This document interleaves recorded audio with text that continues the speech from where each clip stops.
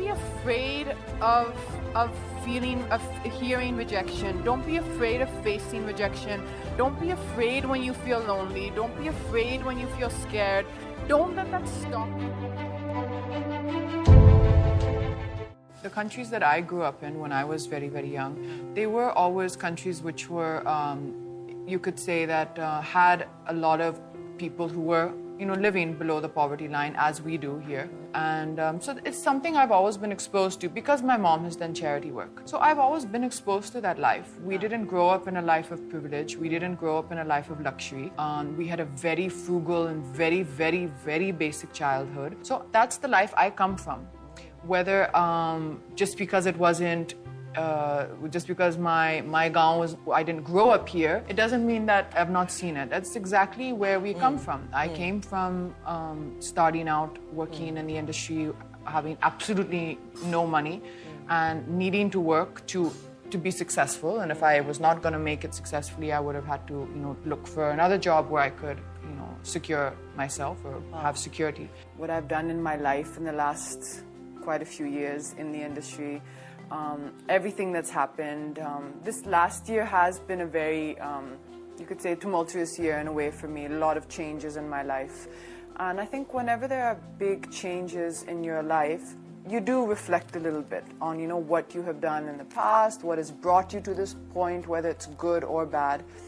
And I think what that does is it kind of starts to force you to look inside and kind of see what are the things that really matter to you and what do you really want at this point in your life. Because it's not as if you're just starting out in your career and, everything is all, stars in your eyes and big, big fancy dreams. Or if I'm speaking for myself, I had a lot of dreams and visions which I was fortunate enough and lucky enough to achieve. But then what do? I'm today. I'm 33.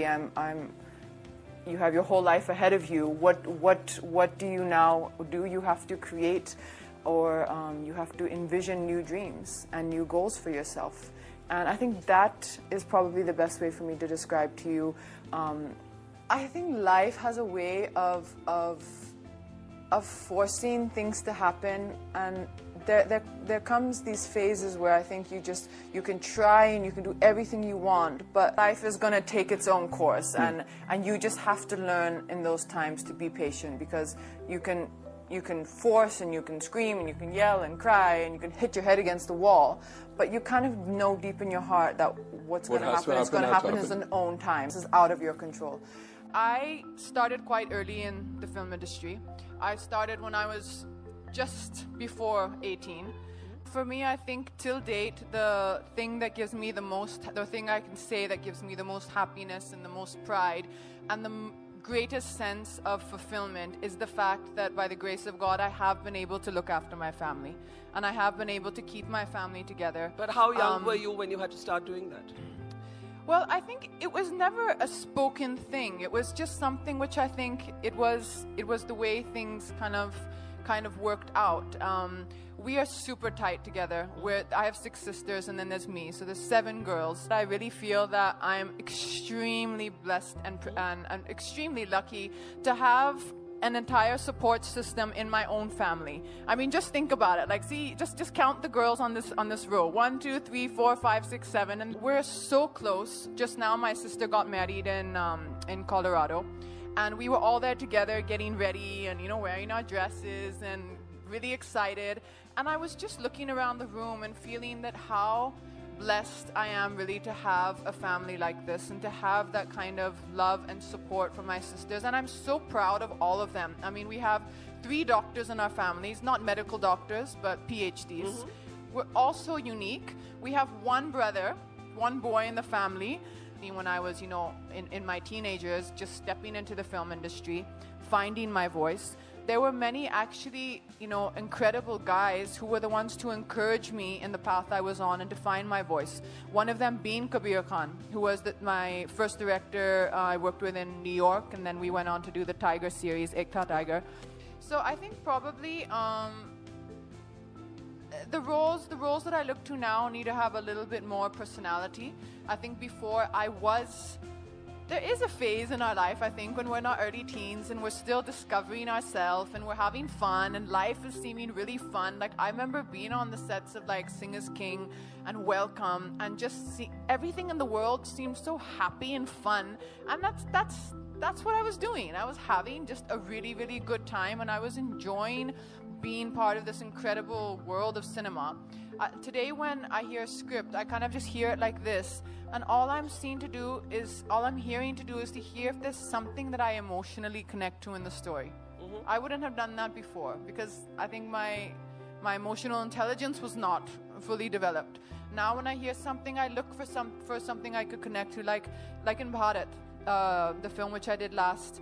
I felt that I could connect to the emotions that she was feeling. You know, being alone, working in this kind of very male-dominated environment, the kind of way she had to kind of demonstrate or enforce her authority at the workplace without being overbearing. So there were so many different things that I could just find, that I could see myself being able to mentally connect with this character.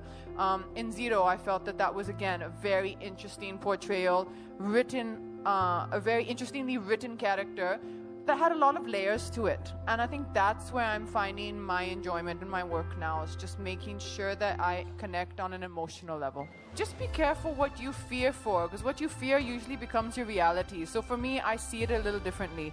I like to be very clear in my head that what I want to achieve, and not get burdened down by the typical stereotypes, and not get burdened by the thoughts that other people might be thinking or might be saying about me in any area of my life.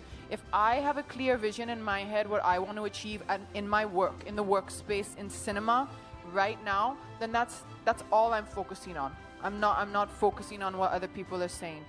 I feel that if we are looking over our shoulder and around us at what people are saying about us and taking that to heart and letting that weigh us down, we are diverting our energy and our attention from where it should be, which is creating and doing what we want to do.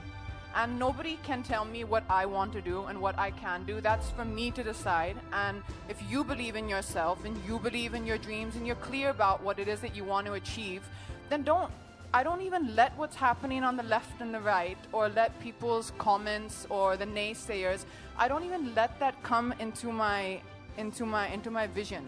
I would just feel that people were so quick to make assumptions and judgments without really giving you a chance of getting to know you. Don't be afraid of hearing rejection. Don't be afraid of facing rejection. Don't be afraid when you feel lonely. Don't be afraid when you feel scared. Don't let that stop you. You know, I think what was a great learning for me is that, you know, courage is not the absence of fear. It's the perseverance in the face of fear. So don't let these things stop you. Don't let them stop you, because you know what happens? When I used to do this a lot, I used to look at other successful people, even my colleagues, and feel, oh, you know how they're doing this? Because they're not insecure. They're not scared of anything. Oh, they have absolute belief in themselves. And one day I realized that, hey, one second, that's probably not true. I think every one of us, and definitely me, we wake up in the morning, on some days it's a great day, and on some days you feel insecure, you feel you look terrible, you feel you're not doing good, you feel all the insecurities that we can feel. You have to face that and keep on going. Don't let that stop you, because most of the time it's not other people who stop us, it's ourselves and our own fears.